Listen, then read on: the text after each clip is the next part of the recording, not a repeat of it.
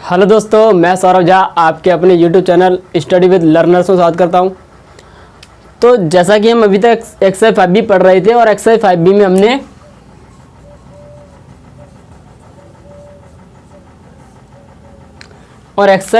हमने 8 क्वेश्चन कर लिए थे। आज हम क्वेश्चन नंबर 9 की तरफ चलते हैं। Question number 9।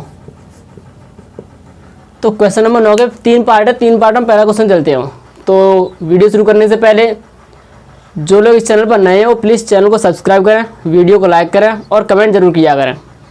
ठीक है, तो चलिए आते हैं पहले सवाल पर। क्या समांतर श्रेणी का सवाल है, क्या समांतर श्रेणी 11 8 5 2 डॉट डॉट डॉट का एक पद माइनस के 150 है। हमसे ये पूछा है कि कोई समांतर श्रेणी ऐसी है कि उसका पहला पद 11 8 5 फिर 2 डॉट डॉट डॉट करके ऐसे है, और क्या इस श्रेणी का कोई सा पद माइनस 150 हो सकता है। अगर देखो हम यहाँ पर कभी भी पद की बात करें तो क्या निकालते हैं, हम n निकालते हैं। तो अगर n हमारी एक संख्या निकल कर आए, वो भी कौन सी, पूर्ण संख्या, याद बोल सकते हैं हम ऐसी, धन पूर्णांक निकले। कैसे निकले धन पूर्णांक। तो मतलब ये पद संभव है। अगर माइनस की निकलती है या परिमेय संख्या निकलती है तो वो संख्या संभव नहीं होगी। ठीक है, तो चलिए शुरू करते हैं सवाल को हम। प्रथम पद यहाँ पर कितना होगा 11। अच्छा, डी कितना होगा हमारा T2 माइनस T1 8 माइनस 11 मतलब माइनस के 3। डी निकाल लिया। हम मान लेते हैं इसको ये nवां पद है। कौन सा पद है हमारा ये nवां। तो nवां पद है तो हमें निकालना क्या होगा, n ज्ञात करनी होगी। तो हम जानते हैं, क्या जानते हैं कि Tn बराबर होता है a plus n minus 1 into D के। Tn कितना रखा है, वो रखा है माइनस के 150। a कितना है, a 11 है। n हमें ज्ञात करनी है। d कितना है माइनस के 3। ठीक है, हमने सब वैल्यू पुट कर ली। माइनस के 150 11 माइनस माइनस प्लस क्या जाएगा, माइनस हो जाएगा। माइनस प्लस माइनस और माइनस माइनस प्लस गुणा किया हमने। तो 11 और 3 कितने हो गए हमारे 14। ये माइनस का इधर प्लस का, ये माइनस का इधर किसका जाएगा, प्लस का जाएगा। पक्षांतर कर लेते हैं। तो क्या होगा 3n बराबर 14 प्लस के 150। यही होगा, यही होगा। तो 3n बराबर कितना हो जाएगा, ये 164। तो n बराबर कितना हो जाएगा 164/3। ठीक है ना, ठीक है। क्या 164 में 3 का भाग जा रहा है, भाग लगा के देखते हैं। भाग लगाने की जरूरत नहीं है, मैंने आपको विभाज्यता की जांच बताई है, विभाज्यता की जांच। तो चेक कर लेते हैं हम। 4 और 6 कितने होते हैं 10, 10 और 1 11। क्या 11 में 3 का भाग जाता है, नहीं जाता। जब 11 में 3 का भाग नहीं जाता तो इसमें भी 3 का भाग नहीं जाएगा। और मैंने आप लोगों को पहले बता रखा है कि n का जो मान होगा वो कैसा होगा, ना तो माइनस का आएगा ना ही परिमेय संख्या होगी। ये हमारी क्या एक परिमेय संख्या है, तो लिख देंगे अतः श्रेणी 11 8 5 2 का कोई भी पद माइनस के 150 नहीं हो सकता। अगर ये n हमारी कोई संख्या निकल कर आती, जैसे मान लीजिए यहाँ पर अगर हमारे 165 होते तो कट जाता, ये जो नंबर निकल कर आता तो वो इसका एक क्या हो जाता, पद हो जाता। क्लियर है, ठीक है। चलिए स्क्रीनशॉट ले लेते हैं, फिर समझाते हैं दोबारा।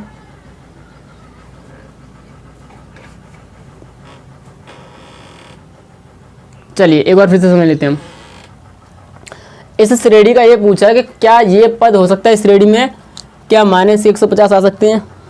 अब मैं ये बोला हूँ आपसे कि मैंने एक श्रेणी लिखी 2 6 10 14 18 डॉट डॉट डॉट। मुझे पता है मेरी ये श्रेणी है ये कैसी है, सम संख्या की है। पहला तो सम संख्या की और अंतर 4 का आ रहा है इसमें। मैं बोल रहा हूँ क्या इस श्रेणी का कोई पद 53 हो सकता है। क्या 53 मेरी सम संख्या है? पहले तो ये बताइए, नहीं है। तो जब ये सम संख्या नहीं है तो इस श्रेणी का पद नहीं होगा। ये तो हमने अंदाजा लगा लिया। अगर मान के चलो यहाँ पर कोई सम संख्या आ जाए, सम संख्या आ जाए और अंतर उसमें फिर 2 का आ जाए, मान के चलो मैंने कहा 18 के बाद 20, क्या इस श्रेणी का कोई सा पद 20 हो सकता है? 20 हमारी सम संख्या भी है, लेकिन 18 और 20 में जो अंतर है वो कितने का हो गया? 2 का हो गया। इसका मतलब जो 20 है वो इस समांतर श्रेणी का हिस्सा है ही नहीं है, इस समांतर श्रेणी का हिस्सा है ही नहीं है। जब हिस्सा नहीं होगा तो n की वैल्यू हमेशा बट्टे में आएगी। किस में आएगी? बट्टे में। जब n की वैल्यू बट्टे में आएगी तो वो श्रेणी का उस समांतर श्रेणी का हिस्सा नहीं होगा। क्लियर है? चलिए एक बार फिर से समझ लेते हैं हम। तो a पता है, d पता है, d निकाल लिया हमने इसको मान लिया हमारा nवां पद है। tn का फॉर्मूला लगाया हमने, वैल्यू पुट करी, कैलकुलेशन किया तो n कितना गया हमारा? 164/3। अब आते हैं सेकंड सवाल पर। सेकंड और जो थर्ड जो दो सवाल हैं ये दोनों एक जैसे हैं, तो एक करा देता हूँ मैं, थर्ड आप अपने आप कर लेना।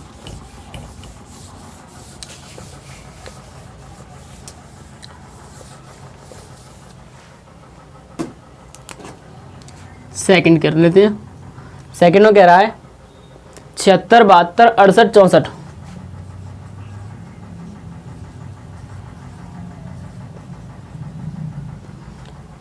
का कौन सा पद शून्य है? देखो इसमें उसने बोला है इस श्रेणी का कौन सा पद शून्य है, मतलब यह है कि इस श्रेणी का एक पद शून्य होगा ही होगा। वो कौन सा पद होगा वो निकालना है। तो हम मान लेते हैं वो tnवां पद है। प्रथम पद क्या होगा? 76, d बराबर t2 minus t1, 72 minus 76 minus के 4, और जो tn है वो कितना मान लिया हमने? 0, क्योंकि वो 0 पद पूछ रहा है। शून्य का मतलब क्या होता है? 0 ही तो होता है। तो इस श्रेणी का कौन सा पद शून्य है? शून्य मतलब 0, तो हमने 0 मान लिया। हल करते हैं तो tn बराबर क्या होगा हमारा? a plus n minus 1 into D. tn कितना होगा? 0, a कितना? 76, n ज्ञात करना है हमें, d कितना है? माइनस के 4। गुणा करते तो माइनस के 4n और माइनस माइनस प्लस के 4, ये माइनस का इधर किसका जाएगा? प्लस का। 76 और 4 कितने में हमारे? 80। ये गुणा में इधर किस में आएंगे? भाग में। तो n बराबर 20। तो इसका मतलब ये है कि इस श्रेणी का जो 20वां पद है वो कितना होगा? शून्य होगा। ठीक है, चलिए स्क्रीनशॉट ले लीजिए। चलिए एक बार फिर से समझ लेते हैं हम। देखो वो कह रहा है इस श्रेणी का कौन सा पद शून्य है। इसका मतलब ये है कि इसका कोई ना कोई पद शून्य जरूर होगा। तो हम मान लेते हैं कि वो कौन सा पद है? वो nवां पद है। तो क्या क्या दे रखा है? a बराबर दे रखा है, d निकाल लिया हमने, -4 आया, और जो nवां पद है वो कितना हो गया? 0। nवें पद का फॉर्मूला लगा देंगे हम, चूंकि tn बराबर a plus n minus 1 into D. tn की वैल्यू 0, a की वैल्यू रखी, d की वैल्यू रखी, गुणा किया, ये माइनस का इधर प्लस का हो जाएगा। 76 और 40 कितने? 76 और 4 कितने हो गए? 80 हो गए। ये गुणा में इधर भाग में n की वैल्यू कितनी हो गई? 20 आ गई। क्लियर है? तो इसका मतलब ये है कि इसका जो 20वां पद होगा वो कितना होगा? शून्य होगा। सेम यही क्वेश्चन अगला है कि कौन सा पद 104 है। तो वहाँ पर क्या रख देंगे हम? 104। पूरा यही रहेगा पूरा प्रोसेस। ठीक है, आप लोग कर सकते हो। अब आते हैं क्वेश्चन नंबर 10 पर।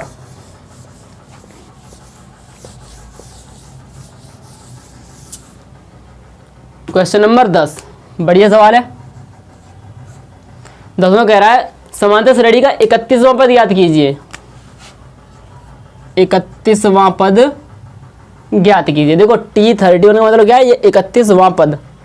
ठीक है, 31वां पद जिसका 11वां पद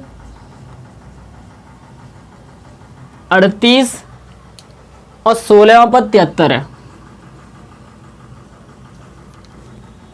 ठीक है, हमसे क्या पूछा है अब? 31वां पद। तो मैं हर बार आपको बताता हूं कि कुछ भी पूछे समांतर श्रेणी में आपको 2 चीज़ पता होनी चाहिए। पहला प्रथम पद, दूसरा सार्वंतर, सब कुछ निकल आएगा। तो प्रथम पद और सार्वंतर कहाँ से निकालेंगे? हम यहाँ से निकालेंगे। तो चलिए देखो कैसे करते हैं इसको। T11 कितना हो गया हमारा? 38। T11 का फॉर्मूला क्या खुलेगा हमारा, मान लेते हैं यहाँ पे, चलो माना श्रेणी का प्रथम पद A तथा सार्वंतर D है। ठीक है, अब लिख लेते हैं, चूंकि T11 बराबर कितना हमारा 38 दे रखा है। T11 को क्या लिखेंगे हम, देखो Tn का फॉर्मूला क्या होता है, A plus n minus 1 into D, यही होता है। तो n के कितना कहते हैं 11, तो यहाँ क्या आएगा A प्लस 11 माइनस 1 गुणा डी बराबर 38। 11 में से 1 जाएगा, कितना बचेगा 10, समीकरण नंबर 1। ऐसे ही T16 कितना दे रखा है हमको 73, इसको क्या लिखेंगे हम A प्लस 16 माइनस 1 गुणा डी बराबर 73, A प्लस 15 डी बराबर 73, समीकरण नंबर 2। अब हमारा चैप्टर चलेगा तीसरा, दो चरों वाले रैखिक समीकरण। भाई दो चर में है, एक A में है एक D में है, दोनों रैखिक समीकरण है। आपके पास 3 विधियाँ हल करने की, या तो विलोपन विधि लगाओ, या प्रतिस्थापन, या वज्रगुणन विधि। तो यहाँ पर वज्रगुणन विधि लगाने की हमको आवश्यकता नहीं है। आवश्यकता किसकी है, आवश्यकता है विलोपन की या प्रतिस्थापन की। तो मैं यहाँ पर कौन सी विधि प्रयोग करूँगा, विलोपन कर लेता हूँ। क्यों, क्योंकि यहाँ पर दोनों ए कैसे दोनों बराबर है। तो समीकरण 2 में से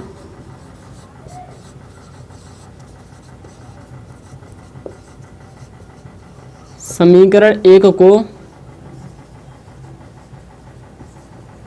घटाने पर, अच्छा एक चीज़ काफ़ी लोगों की दिक्कत होती है कि सर जोड़ना होता है घटाना होता है, ये समझ में नहीं आता हम करें क्या। तो चलिए देखो, यहाँ पर एक किसका है जिसके आगे कोई चिन्ह नहीं है, वो प्लस का होता है, ध्यान रखना। ये एक इसका है प्लस का, और इस समीकरण में एक इसका है प्लस का, मतलब दोनों समीकरणों में जो ए दे रखा है वो दोनों किसका है, प्लस का है। जब भी दोनों समीकरणों में कोई एक चर हम देख लेते हैं कौन सा चर बराबर है, पहले तो वो देखते हैं हम। जिस चर को या बराबर नहीं उसे बराबर करना हो, तो पहले हम देखेंगे हमें कौन सा चर बराबर करना है या बराबर है, कौन सा चर बराबर करना है या बराबर है। जो सा चर बराबर करना है या बराबर है उसके चिन्ह अगर एक जैसे हैं, एक जैसे का मतलब प्लस प्लस के होने चाहिए या माइनस माइनस के, प्लस प्लस के हों या माइनस माइनस के हों, तो हमेशा घटाना है। इसको आप ध्यान रखिए। यहाँ पर दोनों किसके प्लस प्लस के, तो यही प्लस का यही प्लस का, तो मैंने क्या किया घटाया है। अगर प्लस और माइनस के हैं या माइनस और प्लस के हैं तो हमेशा जोड़ना है। ठीक है, देखो ऐसा क्यों करते हैं, अगर दोनों प्लस प्लस के हैं तो हमने क्या किया घटाया, घटाएंगे तो एक चिन्ह बदल जाएगा, प्लस का होगा तो किसका हो जाएगा माइनस का, और प्लस माइनस के फिर क्या होते हैं हमारे कट जाते हैं। ऐसे ही एक माइनस का होगा तो दूसरा किसका प्लस का होगा, प्लस और माइनस के फिर कट जाएंगे। और जब जो प्लस और माइनस को तो क्या करते हैं जोड़ते हैं, जोड़ते तो भाई प्लस और माइनस तो वैसे ही कटता है, तो वैसे ही कट जाएंगे वो। तो इस चीज़ को याद रखना, जब दोनों चिन्ह एक जैसे होंगे तो घटाना है, अलग अलग होंगे तो क्या करना है जोड़ना है। तो चलिए घटाते हैं पहले हम, और आप चाहे किसी भी समीकरण में से घटा दिए, जरूरी नहीं है। मैंने यहाँ दो में से एक को हटाने पर, मैंने दो में से एक को हटाया है, आप एक में से दो को भी हटा सकते हैं, आंसर वही आएगा। तो चलिए दूसरा काम हमारा a प्लस 15d बराबर 73 और a प्लस 10d बराबर 38, माइनस माइनस माइनस। भाई जब घटाते हैं तो क्या होता है, चिन्ह बदल जाता है, बदल जाता है, बिल्कुल बदल जाता है। तो इस a से ये a कट जाएगा, कट जाएगा ना, बिल्कुल कट जाएगा। 15 में से 10 जाएंगे कितना बचेगा 5d। ठीक है, चिन्ह किसका आएगा, बड़ी संख्या का प्लस का। 73 में से अब 38 माइनस करेंगे, मतलब 13 में से 8 में कितना बचेगा 5, और 6 में से 3 कितना बचेगा 3। तो यहाँ से डी बराबर कितना होगा हमारा 35/5, डी बराबर 7। डी की वैल्यू आ गई, इसको पुट कर दो फर्स्ट सेकंड किसी में भी, पुट इन फर्स्ट। जैसे ही फर्स्ट में पुट करेंगे तो a प्लस 10 गुणा 7 बराबर 38। देखो डी की वैल्यू कितनी है 7, 7 दाएं 70, ए बराबर 38 माइनस 70।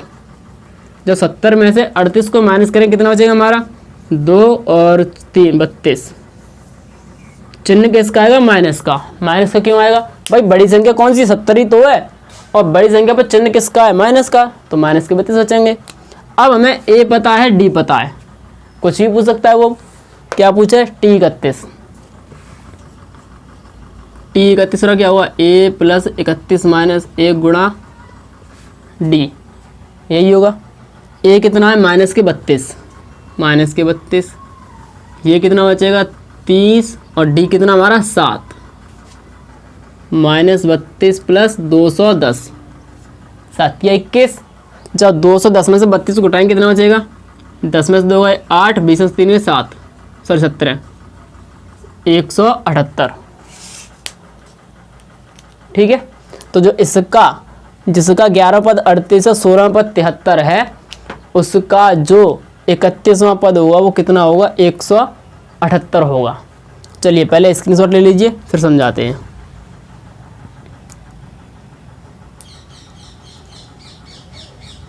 चलिए जो जब भी इस टाइप के क्वेश्चन में जिस बार बोर्ड में पूछा जाना लग रहा है कि इस बार ये बोर्ड में पूछा जा सकता है, तो इस टाइप के क्वेश्चन को अच्छे समझ के चलना है। देखो करना क्या होता है, 2 पद दे रखे होते तीसरा पद पूछेगा वो, तो जो 2 पद दे रखे हैं वहाँ से हम ए या डी निकाल लेंगे। पहले ए और डी दोनों चीज़ निकाल लेंगे, फिर वो कुछ भी पूछ सकता है हम निकाल लेंगे बड़े आराम से। तो ए और डी कैसे निकालेंगे, इसका फॉर्मूला खोलेंगे, फॉर्मूला खोलो ए प्लस 10 डी बन गया। इसका फॉर्मूला खोलेंगे ए प्लस 15 डी, समीकरण 2 में से 1 को घटा दिया।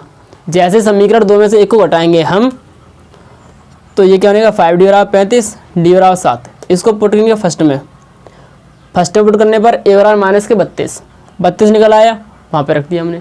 तो जो डी 31 निकला, सॉरी टी 31 निकला वो कितना निकला 178। चलिए क्वेश्चन नंबर 11 पर आते हैं। वैसे 11 में भी सेम यही क्वेश्चन है, उसमें केवल ये पूछना है सारवंतर, हमें केवल यहाँ तक करना होगा। उस क्वेश्चन में सारवंतर पूछा है ना, हाँ यहाँ तक करना होगा। चलो देखो कैसे करते हैं हम, उसको कैसे करेंगे।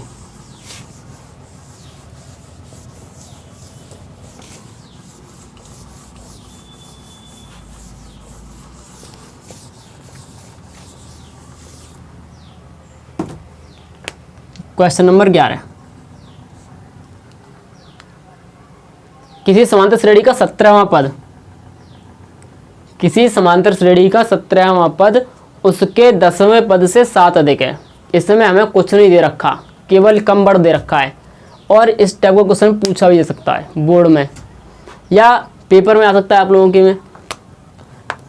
तो कैसे रखेंगे, पेपर का मतलब ये अर्धवार्षिक त्रैमासिक, वैसे तो अभी होने के चांस है नहीं क्योंकि स्कूल नहीं खुल रहे अभी, तो लेकिन जब भी खुलेंगे अगर अर्धवार्षिक की डायरेक्ट परीक्षा होती है तो उसमें क्वेश्चन आ सकता है, इसलिए अच्छे समय इसको। ठीक है, बोर्ड में आएगा वो बात की बात है, वो भी हम बता देंगे कि कौन कौन से बोर्ड में आने की संभावना होती है। ज़्यादातर जो बोर्ड में पूछे जाते हैं, जो आपका क्रैश कोर्स चलेगा उसमें 100%, जो क्रैश कोर्स चलेगा उसमें 100% आपको सवाल मिल जाएंगे। जो हम यहाँ कराएंगे अगर उसमें से ना फंसे तो बात कर देना आगे, 100% मिलेगा आपको 70 में से 70 का। अब आपके ऊपर डिपेंड करेगा आप कितना करके आते हो। ठीक है, चलिए आते हैं अपने सवाल पर। सवाल कह रहा है किसी समांतर श्रेणी का 17वां पद उसके 10वें पद से 7 अधिक है। जो 17वां पद है वो कितना है 10वें पद से कितना अधिक है 7 अधिक है। अब इसका मतलब ये नहीं है कि a बराबर 10 वो 1 होगा, ऐसा कुछ नहीं होगा। अब देखते क्या होगा।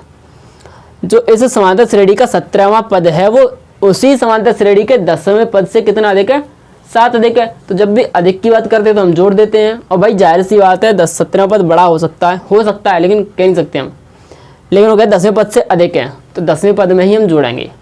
दोनों के खोलते हैं फॉर्मूला, तो इसका क्या खुलेगा a प्लस 17 माइनस 1 गुणा डी, इसका खुलेगा a प्लस 10 माइनस 1 गुणा डी प्लस 7।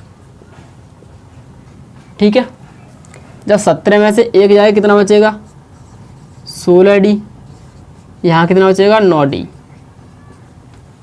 इन दोनों को एक तरफ ले आते हैं, ठीक है। तो दोनों प्लस के, इधर किसका जाएगा, माइनस का, ए से ए कैंसिल हो जाएगा। जब 16 में से 9 जाएगा कितना बचेगा, 7d, 7d बराबर 7, तो d बराबर 7/7। तो जो सारवंतर निकल के आया हमारा कितना आ गया, 1 आ गया। तो इस सवाल के लिए जो इसका सारवंतर होगा वो कितना होगा, 1 होगा। चलिए स्क्रीनशॉट ले लीजिए।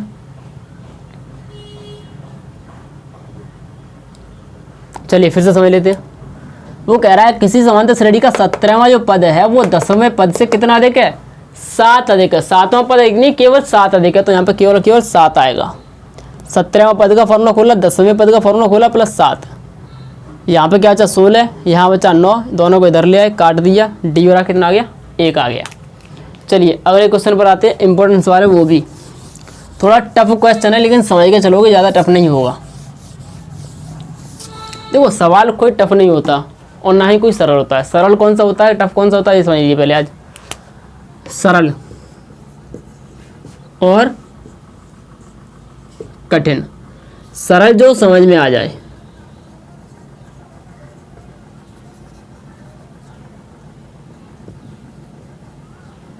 जो चीज़ समझ में आ गई हमारे, वो बहुत सरल होती है हमारे लिए।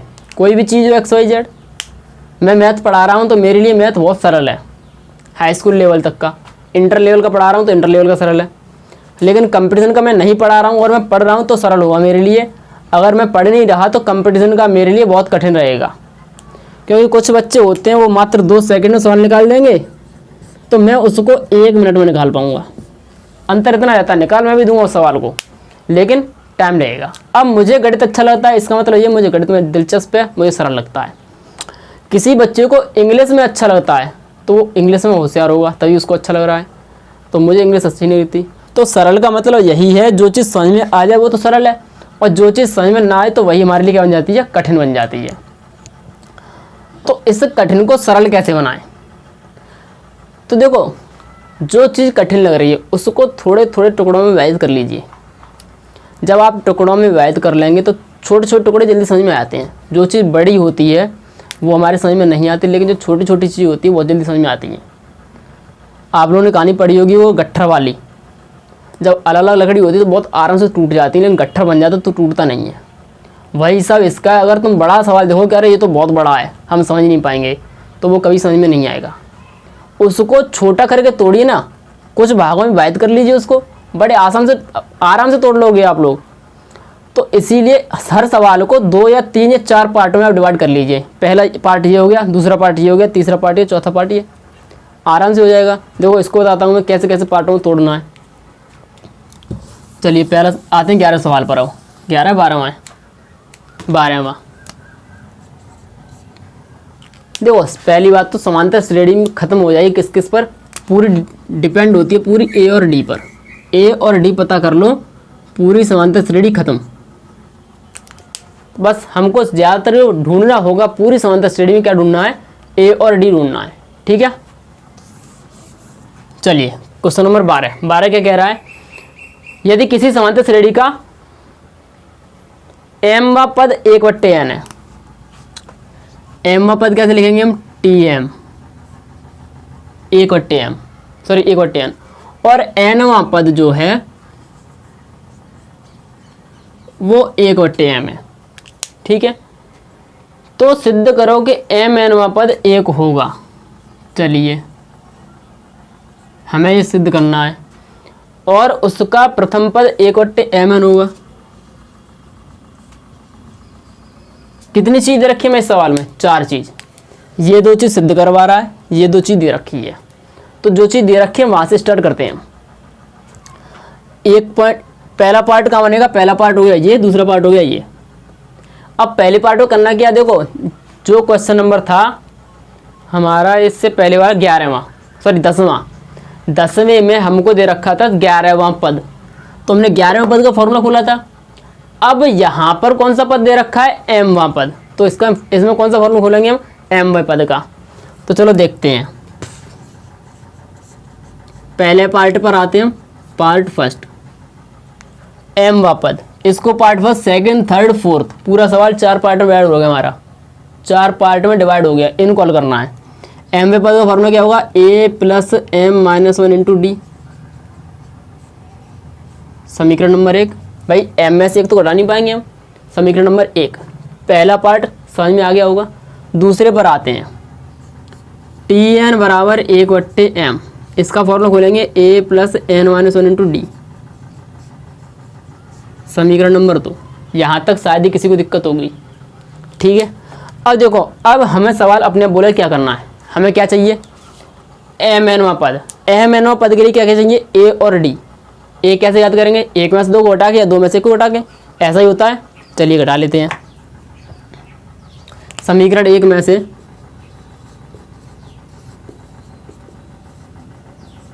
समीकरण 2 को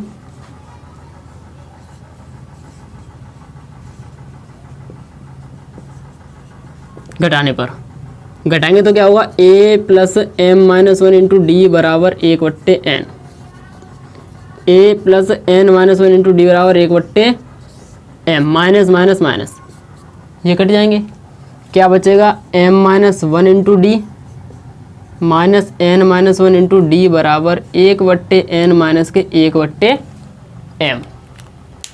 देखो ये बचेगा, माइनस न ला के ये बचेगा, ऊपर वाली संख्या नीचे वाली संख्या, d का करते हैं गुणा, क्योंकि हमें d और a दोनों चाहिए, तो d का गुणा करेंगे तो क्या होगा, md माइनस के d, md माइनस के d, माइनस से गुणा होगा तो माइनस के nd, और माइनस माइनस प्लस के d बराबर, यहाँ पे ले लेते हैं हम लासा, लासा कितना आएगा, n इंटू एम। जब लासा n इंटू एम होगा तो n का भाग लाएंगे m n कितने हो जाएगा, m बार, और n का लाएंगे तो कितने हो जाएगा, n बार। ये प्लस की डी है, ये माइनस की डी है, कैंसिल हो गई, क्या बचेगा, md माइनस nd बराबर m माइनस n बट्टे mn। घुमा के लिख लिया मैंने इसको। भाई गुणा में तुम कैसे लिख सकते हैं, यहाँ से कुछ कॉमन है, बिल्कुल कॉमन है, क्या कॉमन है, d कॉमन है, तो m minus n into D बराबर m माइनस n बट्टे mn, ठीक है। ये गुणा में इधर किस में आएगा, भाग में, mn m माइनस n, ये कट जाएंगी, तो d बराबर mn नहीं होगा, d बराबर कितना होगा, 1/mn, d का मान निकल आया। अब क्या करेंगे, इसको पुट कर दो फर्स्ट या सेकंड किसी में भी।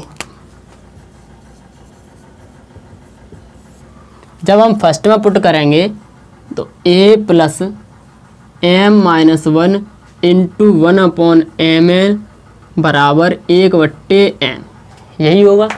हम पुट इन फर्स्ट क्यों कर रहे हैं, हमें क्या चाहिए, a का मान चाहिए, इसलिए d निकाल ली, a निकालेंगे, गुणा करते हैं, a प्लस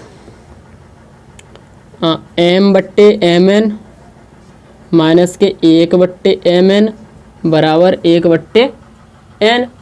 देखो एक का गुणा करेंगे m में, m/mn, एक आएगा, m से m कट गई, a प्लस 1/n माइनस के 1/m minus m/n, m into n बराबर 1/n।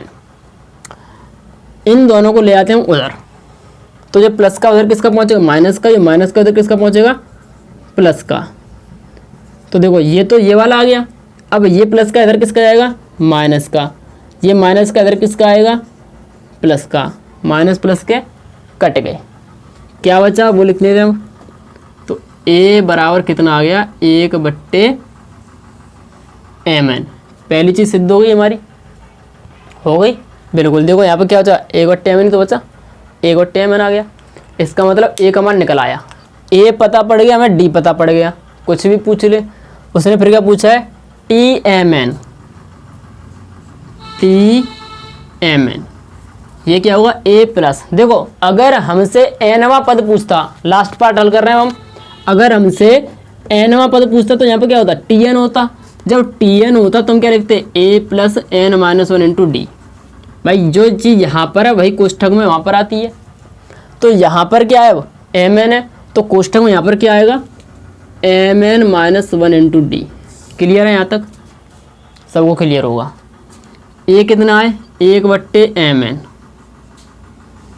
mn माइनस 1, डी कितना है, डी कितना है 1/mn, इतना ही तो है। चलिए गुणा करते हैं, 1/mn plus mn/mn minus 1/mn, minus plus cut गए, क्या बचा mn/mn,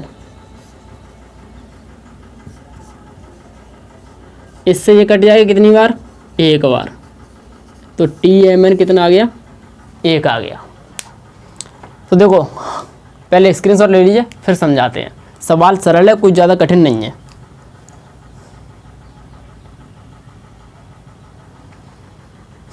चलिए एक बार फिर से समझ लेते हैं।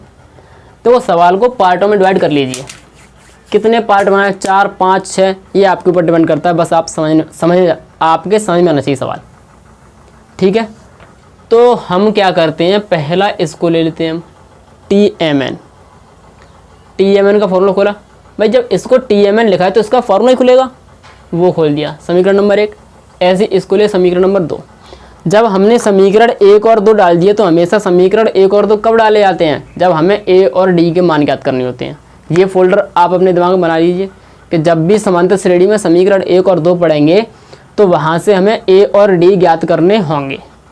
कैसे होंगे, घटाकर, हमेशा समीकरण 1 में समीकरण 2 को घटाने पर, घटाया तो a से a कैंसिल हो गया, यहाँ क्या बचा m-1 इंटू डी माइनस के n-1 into D, 1/n minus 1/m। अब हमको यहाँ से कैलकुलेशन करनी है, तो क्या किया हमने, यहाँ से d का गुणा किया, तो md माइनस के d माइनस के mnd और माइनस माइनस के प्लस के d, इनको हल्ला से लेकर किया तो क्या आया m-n/nm, d से d कैंसिल आउट हो गया, ये बचा m-n/mn, nm लिख लो या mn लिख लो, कोई दिक्कत नहीं है उससे। यहाँ से कुछ कॉमन है, कॉमन मिला d कॉमन ले लिया, ये गुणा में इधर भाग में कट गए, आधा सवाल हमारा हो चुका, d निकाल लिया।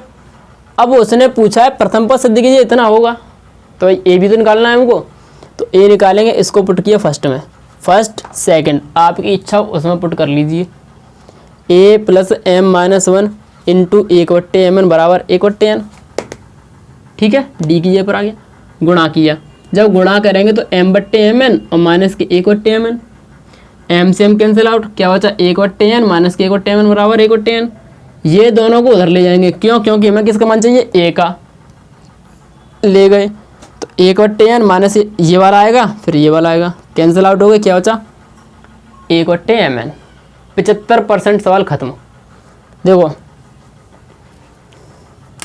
यहाँ तक मान लीजिए पहला पार्ट, यहाँ तक मान लीजिए सेकंड पार्ट, यहाँ तक मान लीजिए थर्ड पार्ट, और ये हमारा कौन सा हो जाएगा फिर, फोर्थ पार्ट। 4 पार्ट में डिवाइड होने के बाद सवाल खत्म हो गया। पहला पार्ट यहाँ तक हो गया, दूसरा ये रहा, तीसरा ये रहा, तीसरे तक समझ में आ गया। अब हमसे पूछा है tmn, तो एक कोई सा ही पद पूछ ले, अब तो हमारे पास a पता है, d पता है, कुछ ही पूछ ले, अब वो निकाला हमने a plus mn-1 into D, a की वैल्यू रखी, ये वैसा का वैसा, d की वैल्यू यहाँ पर किया हमने गुणा, तो ये माइनस का ये प्लस का कट गया, mn/mn वो कट गया, एक आंसर। तो ठीक है दोस्तों, सवाल समझ में आ गया होगा। अगर फिर भी किसी को कोई दिक्कत हो तो प्लीज़ कमेंट सेक्शन में ज़रूर बता दें, हम कोशिश करेंगे आपको समझाने की पूरी तरह, ठीक है। तो ठीक है दोस्तों, आज की वीडियो खत्म करते हैं हम, धन्यवाद।